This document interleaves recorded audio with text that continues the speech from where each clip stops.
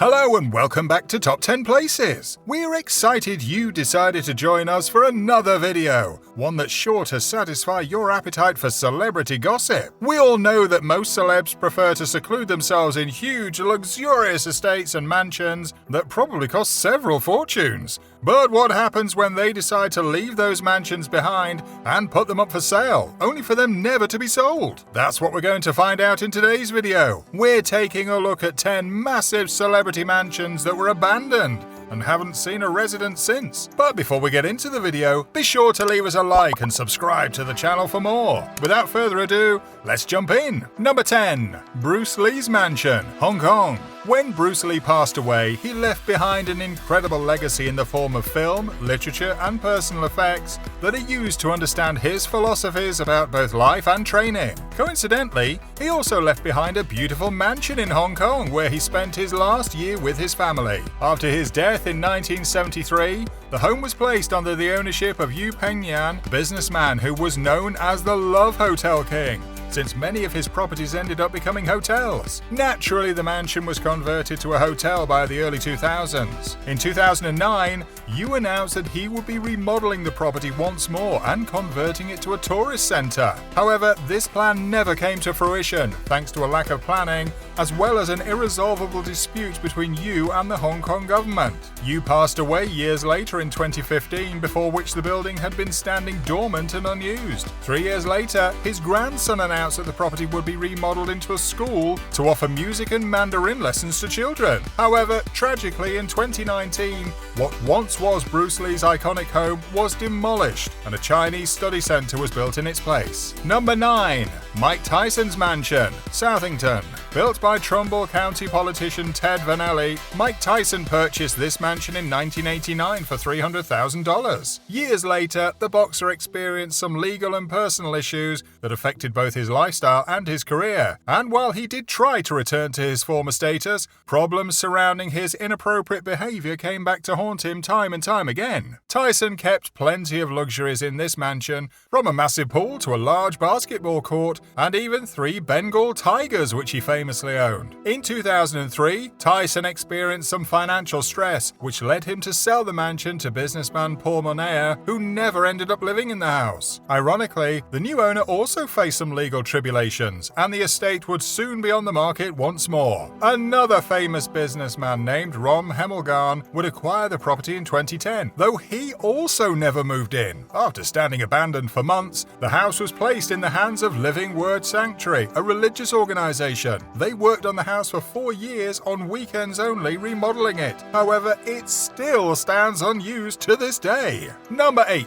David Gilmore's Oxfordshire Mansion, United Kingdom. The Hook End Manor sits upon 25 acres of land in South Oxfordshire. It was once sold to Alvin Lee from the band 10 years after in 1972, where he built an extensive recording studio. In addition to the mansion's 11 bedrooms, this recording studio made it the perfect home for Pink Floyd's own guitarist David Gilmour, purchased the home in 1980. He would later sell the manor to West Side Productions, after which Trevor Horn took it over in the 1990s. Horn put the home on the market once more shortly after his wife was accidentally injured and left in a coma for 3 years. Mark White reportedly bought the mansion for $15 million in 2009, but the home was never renovated or lived in. Number 7. The Minelli Mansion, Beverly Hills. This mansion was built in 1925 and was later purchased by director Vincente Minelli. Vincente died in 1986 and left 2 clauses regarding the house in his will. His wife Lee was allowed to have unrestricted lifetime access to the house, but his daughter Liza was left in charge of the estate. Liza decided to sell the home in 2000 and is said to have offered to purchase her 94-year-old stepmother a condo. When the home eventually did sell in 2002, Lee refused to move out, even after Liza stopped paying the bills and the staff. Lee later filed a lawsuit against Liza, which was dropped in 2002. Liza made an arrangement with the home's new buyers, paying them rent so that her stepmother could live in the house until her passing. The house closed escrow in 2006, and Lee passed away several years later in 2009. It is reported that the new owners debated between renovating the home and demolishing it. Apparently, they never came to a decision, as the house still stands abandoned to this day. day. Number 6. Alistair Crowley's Bolskine House, Scotland. This resident property has survived the passage of time and even been scorched by fires. Long before Alistair Crowley moved into the mansion, the area had already had a history of bizarre freak accidents that date back to the 13th century. The house featured 4 bedrooms, all on the same floor, as well as a kitchen and a servant's quarters. What's more, it featured a hall, library, and some say even a tunnel that connected the mansion to the cemetery. Crowley purchased the home in 1899, thinking it the perfect place to perform special rituals. He would eventually leave in 1913, and despite the supernatural stories surrounding the estate,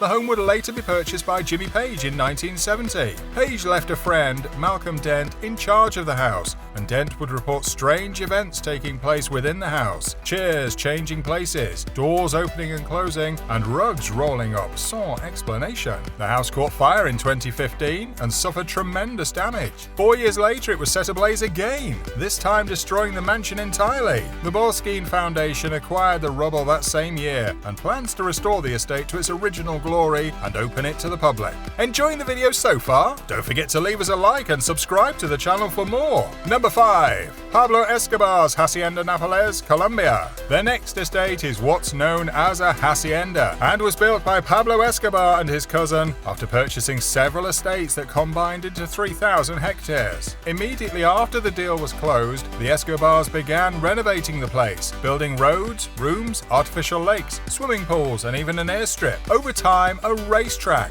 bull ring, and even a zoo would be added to the ranch as a means of entertaining guests. After his death in 1993, the property fell into disrepair and was repeatedly occupied by security forces. After a lengthy battle, the hacienda was confiscated by the Colombian government, and it wasn't until 2006 that a company proposed to purchase the property and convert it to a theme park. Number 4. Erika Jayne's Mansion, Pasadena. First listed in 2021, the poster for this mansion describes it as having old-world opulence, which translates into some highly prominent coffered ceilings as well as dark wood paneling. This is a stark contrast to other similarly priced Pasadena properties that boast brighter, lighter, and sleeker wall treatments as well as more modern kitchens. Erika Jayne's old mansion also comes with a load of legal baggage. She owned the place with Tom Girardi, whose law firm is being sued for the alleged embezzlement of settlement funds intended for the victims of the Lion Air Flight 610 crash and for using Erika and Tom's divorce as a ploy to hide their asses. Yikes. Number 3. Serena Williams' house, Beverly Hills. Superstar professional tennis player Serena Williams' mansion in Beverly Hills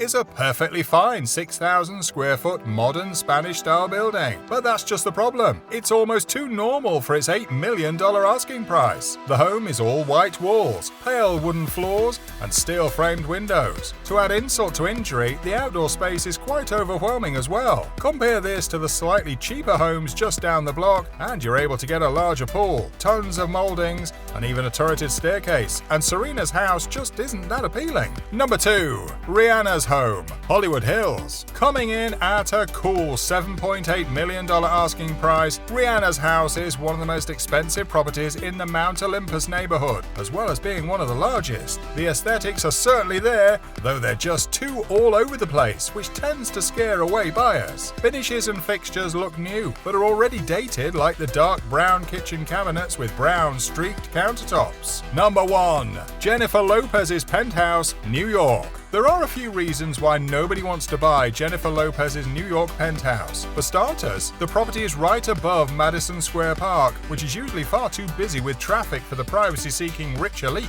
What's more, while the property certainly is a penthouse, the building is only 6 stories, making it the shortest on the whole block. It's also sandwiched between much taller buildings, making the penthouse feel like it's not that high up. Isn't that the whole purpose of a penthouse? Thanks so much for watching, folks. Now it's time for a bonus fun fact. This time about those multi-million-dollar mansions we all dream of living in. Did you know that mansions don't necessarily need to be limited to a single house, but can also be compounds or groupings of larger houses? The Kennedy compound is just one such example. Which of these celebrity mansions piqued your interest the most? Let us know in the comments section down below. And don't forget to leave us a like and subscribe to the channel for more. Until next time, bye-bye.